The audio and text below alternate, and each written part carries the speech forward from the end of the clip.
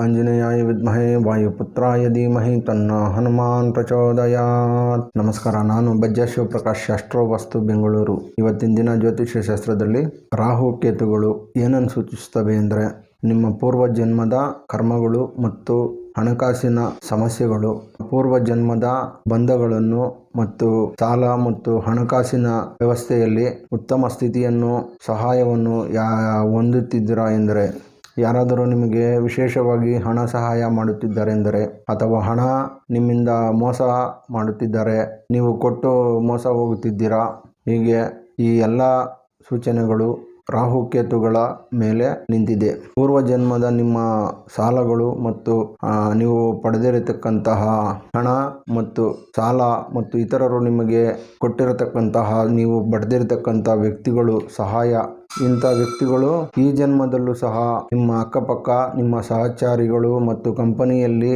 ಬಾಸ್ಗಳು ಮತ್ತು ಇತರ ವ್ಯಕ್ತಿಗಳೊಂದಿಗೆ ನಿಕಟ ಸಂಪರ್ಕವನ್ನು ಹೊಂದಿರುವಂತಹ ಸಾಧ್ಯತೆಗಳು. ಈ ವಿಷಯವನ್ನು ಇವತ್ತಿನ ದಿನ ನೋಡೋಣ. ನೀವು ಪುನರ್ಜನ್ಮ ಹೊಂದಿದ್ದೀರಾ ಅಥವಾ ಯಾವುದಾದರೂ ಒಂದು ಜನ್ಮವನ್ನು ಹೊಂದಿದ್ದೀರಾ ಅಥವಾ ಮನುಷ್ಯ ಜನ್ಮದಲ್ಲಿ ಎಂದು ತಿಳಿಯಬೇಕಾದರೆ, 5ನೇ ಮನೆಯ ಅಧಿಪತಿ, 5ನೇ ಸ್ಥಾನ ಮತ್ತು ರಾಹುಕೇತುಗಳ ಸಂಬಂಧ. ಪಂಚಮ ಸ್ಥಾನದಲ್ಲಿ ಇರುವ ಗ್ರಹಗಳು ನಿಮ್ಮ ಲಗ್ನಾಧಿಪತಿ 5ನೇ ಮನೆಯಲ್ಲಿ ಸ್ಥಿತವಾಗಿದ್ದಾಗ, 5ನೇ ಮನೆಗೆ ರಾಹು 11ನೇ ಮನೆಯಿಂದ ದೃಷ್ಟಿಸುತ್ತಿರುವಾಗ ನೀವು ಪೂರ್ವಜನ್ಮದ ಸಂಬಂಧವನ್ನು ಈ ಜನ್ಮದಲ್ಲಿ ಹೊಂದಿದ್ದೀರಾ ಎಂದು ತಿಳಿಯಬಹುದು. ಯಾಕೆಂದರೆ 5ನೇ ಮನೆ ಪೂರ್ವ ಪುಣ್ಯವನ್ನು ತೋರಿಸುತ್ತದೆ. ಹಾಗೆಯೇ ಕೇತು ಸಂಬಂಧ ಬಂದಲ್ಲಿ 5ನೇ ಮನೆಗೆ, ಕೇತುಗೆ 5ನೇ ಮನೆ ಮತ್ತು ಲಗ್ನಾಧಿಪತಿಗೆ ಸಂಬಂಧ ಬಂದಲ್ಲಿ ಪೂರ್ವಜನ್ಮದ ಸಂಬಂಧಗಳು ಬಲವಾಗಿ ಇರುತ್ತವೆ.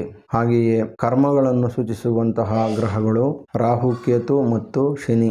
ಈ ಶನಿ ಕರ್ಮಸ್ಥಾನಗಳಿಗೆ ಸಂಬಂಧಪಟ್ಟಂತೆ ನಿಮ್ಮ ಲಗ್ನಾಧಿಪತಿಗೂ ದೃಷ್ಟಿ ಇದ್ದಲ್ಲಿ, ಶನಿ ಹಾಗೂ ರಾಹು, ಕೇತುವಿಗೆ ದೃಷ್ಟಿ ಇಲ್ಲ, ಕೇತುವಿಗೆ ಶಿರಸ್ಸಿಲ್ಲ, ತಲೆ ಇಲ್ಲದೆ ಇರುವಂತಹ ಗ್ರಹ. ಆದ್ದರಿಂದ ಕೇತುವಿಗೆ ದೃಷ್ಟಿ ಇಲ್ಲ. ರಾಹುವಿಗೆ ಮಾತ್ರ 5, 7, 9ನೇ ದೃಷ್ಟಿ ರಾಹುವಿಗೆ. ಕೇತುವಿಗೆ ಯಾವುದೇ ದೃಷ್ಟಿ ಇಲ್ಲ. ಕೇತುವಿನ ಜೊತೆ ಸಂಬಂಧ ಬಂದಲ್ಲಿ ನಿಮ್ಮ ಲಗ್ನಾಧಿಪತಿ ಅಥವಾ ಲಗ್ನದಲ್ಲಿ ಕೇತುವಿದ್ದರೆ, ಈ ತರಹದ ಸಂಬಂಧಗಳು ಬಂದಾಗ ಲಗ್ನಾಧಿಪತಿ ಕೇತು, ರಾಹು, ಶನಿ ಲಗ್ನಾಧಿಪತಿಗೆ ದೃಷ್ಟಿಸುತ್ತಿರುವುದು, ಈ ತರಹದ ಸಂಬಂಧಗಳು ಬಂದಾಗ ನಿಮಗೆ ಪೂರ್ವಜನ್ಮದಿಂದ ಬಂದಿರತಕ್ಕಂತಹ ಕರ್ಮಗಳು ಬಂದಿರುತ್ತವೆ. 5ನೇ ಮನೆ ಮತ್ತು ಲಗ್ನಾಧಿಪತಿ ಸ್ಥಿತವಾಗಿರುವ ಭಾವಕ್ಕೆ ಶನಿ 10ನೇ ದೃಷ್ಟಿಯಿಂದ ವೀಕ್ಷಿಸುತ್ತಿದ್ದಾಗ, 10th ಆಸ್ಪೆಕ್ಟ್ ದಶಮ ಸ್ಥಾನದಲ್ಲಿ ಇದ್ದಾಗ, ಅದು ದಶಮ ಸ್ಥಾನ ಮಕರ ಕುಂಭಗಳಾಗಿ ಇದ್ದಾಗ ಅದು ಹೆಚ್ಚಿನ ಬಲವನ್ನು ಮತ್ತು ಪ್ರಭಾವವನ್ನು ನಿಖರವಾಗಿ ಪೂರ್ವಜನ್ಮದ ಸಂಬಂಧಗಳನ್ನು ತೋರಿಸುತ್ತದೆ. ಅಥವಾ ಮಕರ ಕುಂಭ ರಾಶಿಗಳಲ್ಲಿ ಶನಿ ಇದ್ದು ಅಲ್ಲಿಂದ ನಿಮ್ಮ ಲಗ್ನಾಧಿಪತಿಯನ್ನು ವೀಕ್ಷಿಸುತ್ತಿದ್ದರು 10ನೇ ದೃಷ್ಟಿಯಿಂದ, ಆಗಲೂ ಸಹ ಕರ್ಮ ವಿಷಯಗಳಲ್ಲಿ ನಿಮಗೆ ಪ್ರಭಾವವಿರುತ್ತದೆ. ಶನಿಯು ದಶಮ ದೃಷ್ಟಿಯಿಂದ ನೀವು ಕರ್ಮ ಸ್ಥಾನದಲ್ಲಿ, ಕರ್ಮಕಾರಕ ಗ್ರಹ ಶನಿಯಾಗಿ 10ನೇ ದೃಷ್ಟಿಯಿಂದ ಲಗ್ನಾಧಿಪತಿಯನ್ನು ವೀಕ್ಷಿಸಿದಾಗ ಪೂರ್ವಜನ್ಮದ ಕರ್ಮಗಳು ಸಹ ಇರುತ್ತವೆ. ಹಾಗೆಯೇ ನಿಮಗೆ ಕರ್ಮಗಳು ಬಲವಾಗಿದ್ದಾಗ ನೀವು ಯಾವುದಾದರೂ ಒಂದು ಅನುಷ್ಠಾನವನ್ನು, ಪೂಜಾ ವಿಧಾನವನ್ನು, ಜಪಗಳನ್ನು ಮಾಡುತ್ತಿದ್ದಾಗ, ವರ್ಷಗಳ ಹಾಗೆ 1 ವರ್ಷ, 2 ವರ್ಷ, ಹೀಗೆ 3 ವರ್ಷ ನಿರಂತರವಾಗಿ ಮಾಡುತ್ತಿದ್ದಾಗ ನಿಮಗೆ ಅದರ ಕ್ರೆಡಿಟ್ ನಿಮ್ಮ ಅಕೌಂಟ್ ನಲ್ಲಿ ಇದೆ ಎಂದು ಅರ್ಥ. ನಿಮ್ಮ ಕರ್ಮಗಳು ಬಲವಾಗಿದ್ದಾಗಲೂ ನೀವು ಮಾಡುತ್ತಿರುವ ಅನುಷ್ಠಾನಗಳಿಂದ ಆ ಕರ್ಮಗಳು ತಗ್ಗುತ್ತವೆ ವಿನಃ ಪೂರ್ತಿ ಕಳೆಯುವುದಿಲ್ಲ. ಉದಾಹರಣೆಗೆ, ನೀವು ಯಾವುದಾದರೂ ಒಂದು ದೇವತೆಯನ್ನು ಜಪವನ್ನು, ಅನುಷ್ಠಾನವನ್ನು ಮಾಡುತ್ತಿದ್ದಲ್ಲಿ ಅದರ ಪ್ರಭಾವ, ಒಂದು ಕೈ ಕಳೆದುಕೊಳ್ಳುವ ಸಂಭವವಿದ್ದಲ್ಲಿ ಒಂದು ಬೆರಳು ಮಾತ್ರ ಕಳೆದುಕೊಳ್ಳಬಹುದು. ಈ ತರಹದ ಗ್ರಹ ಪ್ರಭಾವಗಳು ಪೂರ್ತಿಯಾಗಿ ನಿಮಗೆ ಅದು ಪ್ರಭಾವ ಕಳೆದು ಹೋಗುವುದಿಲ್ಲ, ಸ್ವಲ್ಪ ಮಾತ್ರದಲ್ಲಿ ಮಾತ್ರ ನಿಮಗೆ ಅದರ ಪ್ರಭಾವ ತೋರಿಸುತ್ತದೆ. ಇದು ಕರ್ಮ ಸಿದ್ಧಾಂತದಲ್ಲಿ ಇದನ್ನು ತಡೆಯಲು ಯಾರಿಂದಲೂ ಸಾಧ್ಯವಿಲ್ಲ. ದೊಡ್ಡದಾಗಿ ಆಗುವ ಅಪಘಾತ, ಸಣ್ಣ ಬೆರಳು ಕತ್ತರಿಸುವಂತಹ, ಇಂತಹದ ಕೈ ಮುರಿದು ಹೋಗುವುದಕ್ಕಿಂತ ಒಂದು ಸಣ್ಣ ಬೆರಳು ಕತ್ತರಿಸು ಹೋಗುವುದು ಸಂಭವಗಳು ಇರುತ್ತವೆ. ಆದರೆ ನೀವು ಯಾವುದೇ ಜಪ ಮತ್ತು ಅನುಷ್ಠಾನವನ್ನು ಮಾಡುತ್ತಿದ್ದಲ್ಲಿ ಒಂದೇ ಸಮಯದಲ್ಲಿ ಮಾಡಬೇಕು. ಉದಾಹರಣೆಗೆ, ಬೆಳಗ್ಗೆ 7 ಗಂಟೆಗೆ ಪ್ರಾರಂಭ ಮಾಡಿದರೆ ದಿನ ಅದೇ ಸಮಯಕ್ಕೆ ಪ್ರಾರಂಭ ಮಾಡಿದಾಗ ಅದರ ಪ್ರಭಾವ ಹೆಚ್ಚಿರುತ್ತದೆ. ಹಾಗಿಲ್ಲದೆ ನೀವು ಬೇರೆ ಬೇರೆ ಸಮಯದಲ್ಲಿ 8-9 ಗಂಟೆ ಹೀಗೆ ಮಾಡಿದಲ್ಲಿ ಪರಿಣಾಮವನ್ನು ಬೀರುವುದಿಲ್ಲ.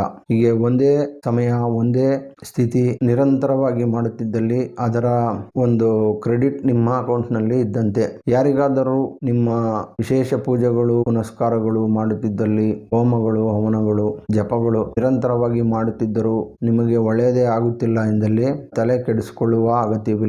ಯಾಕೆಂದರೆ ನೀವು ಮಾಡುತ್ತಿರುವುದು ನಿಮ್ಮ ಅಕೌಂಟ್ನಲ್ಲಿ ಇದ್ದ ಹಾಗೆ ಇರುತ್ತದೆ. ಯಾವುದಾದರೂ ಒಂದು ದಿನ ಅದು ನಿಮಗೆ ಕೆಲಸ ಮಾಡುತ್ತದೆ. ಅದು FD ಇದ್ದಂತೆ ನೀವು ಮಾಡುವ ಪೂಜೆ ಪುನಸ್ಕಾರಗಳು ಜಪಗಳು ಒಂದು ನಿಮ್ಮ ಅಕೌಂಟ್ನಲ್ಲಿ ಇದ್ದಂತೆ ಅದು ಹಾಗೆಯೇ ಮುಂದುವರಿದು ಮನುಷ್ಯನಿಗೆ ಎಷ್ಟೇ ಹಣಕಾಸು ಸೌಲಭ್ಯಗಳು ಮತ್ತು ಸೌಕರ್ಯಗಳು ಹೆಚ್ಚಾಗಿದ್ದಲ್ಲೂ ಸಹ ಮನುಷ್ಯ ಸುಖವಾಗಿರಲು ಸಾಧ್ಯವಿಲ್ಲ. ಚಾಪೆಯ ಮೇಲೆ ಮಲಗಿದರೂ ಹೆಚ್ಚು ಸುಖವಾಗಿ ನಿದ್ದೆ ಮಾಡಿ ಸುಖವಾಗಿರುವ ಮನುಷ್ಯರು ಇದ್ದಾರೆ. ಕಂಫರ್ಟ್ ಆಗಿ 1 ಲಕ್ಷದ ಬೆಡ್ ಮೇಲೆ ಮಲಗಿದರೂ ಅವನು ಸಮಾಧಾನವಿಲ್ಲದೆ ನಿದ್ದೆ ಬರದ ಹಾಗೆ ಇರುವ ಜನರು ಇದ್ದಾರೆ. ಹಾಗಿದ್ದಲ್ಲಿ ನೆಮ್ಮದಿ ಎನ್ನುವುದು ಅವರ ಮನಸ್ಸಿಗೆ ಸಂಬಂಧಪಟ್ಟ ವಿಷಯ.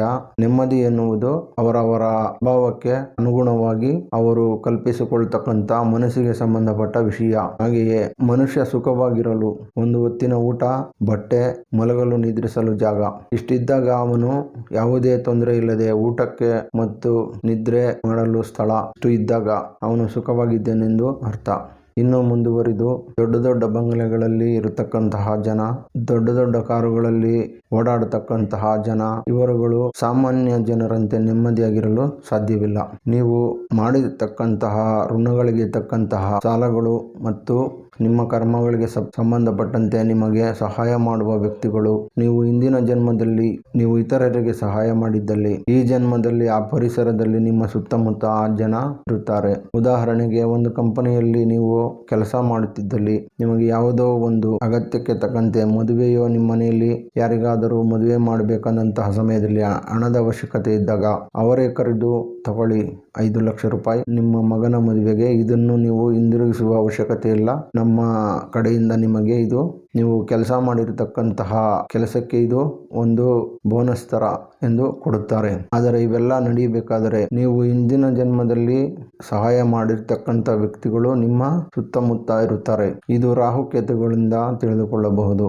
ನಿಮ್ಮ ಪರಿಸರದಲ್ಲಿ ಇರತಕ್ಕಂತಹ ವ್ಯಕ್ತಿಗಳು ಎಷ್ಟೇ ಹಣವಂತರಾಗಿದ್ದರು, ಆ ವ್ಯಕ್ತಿಗಳು ಕೋಟ್ಯಾಧಿಪತಿಗಳಾಗಿದ್ದರು, ನಿಮ್ಮ ಅಣ್ಣ ತಮ್ಮಂದಿರೇ ಆಗಿದ್ದರು, ಸ್ನೇಹಿತರೇ ಆಗಿದ್ದರು, ನಿಮಗೆ ಸಹಾಯ ಮಾಡುತ್ತಿಲ್ಲವೆಂದಲ್ಲಿ ನೀವು ಚಿಂತಿಸುವ ಅಗತ್ಯವಿಲ್ಲ. ಯಾಕೆಂದರೆ ನೀವು ಕೊಟ್ಟಿದ್ದಲ್ಲಿ ಪಡೆದುಕೊಳ್ಳುವ ಅರ್ಹತೆ ಇರುತ್ತದೆ. ಹೀಗೆ ಅವರು ಕೋಟ್ಯಾಧಿಪತಿಗಳೇ ಆಗಿದ್ದಲ್ಲಿ ನಿಮಗೆ ಸಹಾಯ ಯಾವುದೇ ಕಾರಣಕ್ಕೂ ಸಿಗುವುದಿಲ್ಲ.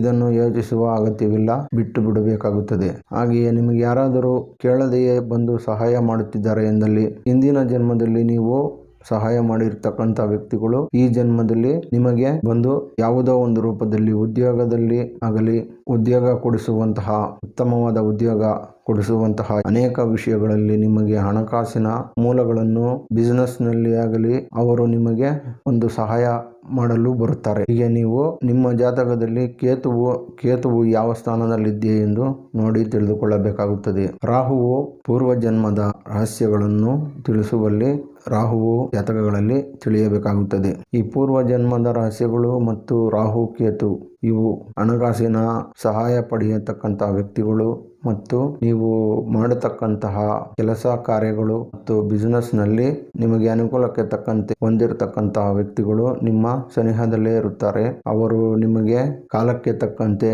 ದಶಾ ಭುಕ್ತಿಗಳಿಗೆ ತಕ್ಕಂತೆ ಕೆಲಸವನ್ನು ಇದು ಗ್ರಹಗಳು ಮಾಡಿಸುತ್ತವೆ.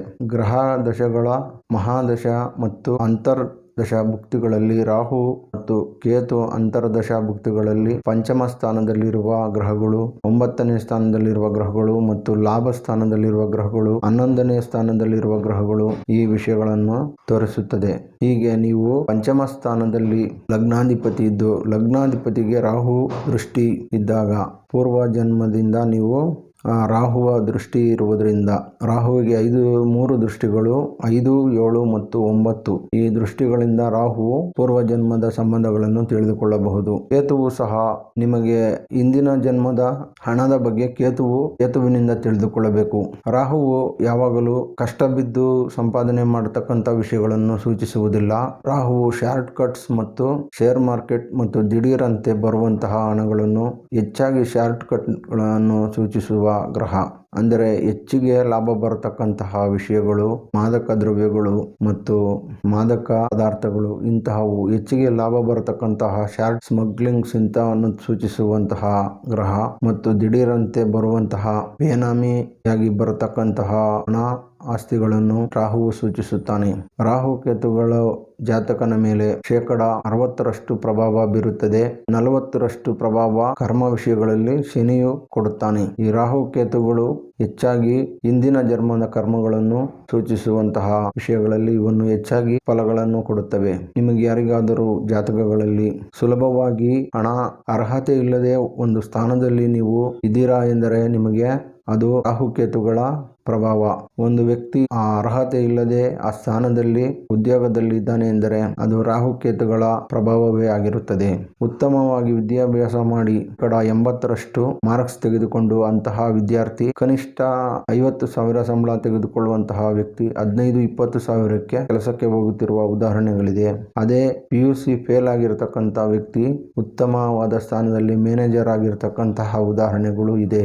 ಇದಕ್ಕೆಲ್ಲ ಕಾರಣಗಳು ರಾಹುಕೇತುಗಳು ಮತ್ತು ಹಿಂದಿನ ಜನ್ಮದ ಫಲಗಳಿಗೆ ತಕ್ಕಂತೆ ದಶಾಭುಕ್ತಿಗಳಲ್ಲಿ ಈ ಫಲಗಳನ್ನು ತೋರಿಸುತ್ತದೆ. ಆದರೆ ಇದರಲ್ಲಿ ರಾಹುವು ಉತ್ತಮವಾಗಿ ಹಣಕಾಸಿನ ಸೌಲಭ್ಯವನ್ನು ಕೊಟ್ಟಾಗ ನೀವು ಜಾಗ್ರತೆಯಿಂದ ಅದನ್ನು ಉಳಿಸಿಕೊಂಡಲ್ಲಿ ಕೊನೆಯ ಹಂತದವರೆಗೂ ಉಳಿಸಿಕೊಳ್ಳುವ ಸಾಧ್ಯತೆ ತುಂಬ ಕಡಿಮೆ ಇರುತ್ತದೆ.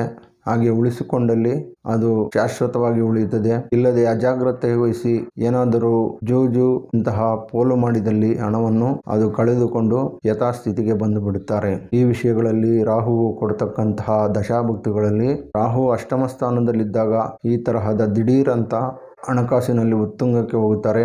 ರಾಹು ದಶೆ ಕೊನೆಯ ಭಾಗದಲ್ಲಿ ಯಥಾಸ್ಥಿತಿಗೆ ಬಂದು ಬಿಡುತ್ತಾರೆ.